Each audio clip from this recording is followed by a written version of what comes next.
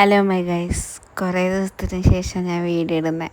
അപ്പം ഇത് ഞങ്ങൾ കുറച്ച് ദിവസം മുന്നേ മറ്റേ എറണാകുളത്തൊരു എക്സിബിഷൻ നടക്കുന്നുണ്ടായിരുന്നു.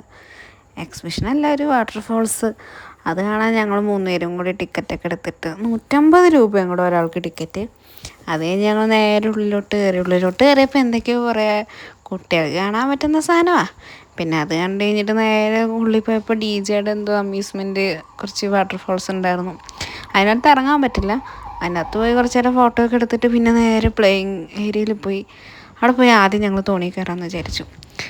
സാധനം സെറ്റായിരുന്നു. തോണി ഭയങ്കര ഹൈറ്റിൽ പോയി. ഞങ്ങൾ ബാക്കിലിരുന്നിട്ട് ചെറുതായിട്ടൊക്കെ പേടിച്ച്.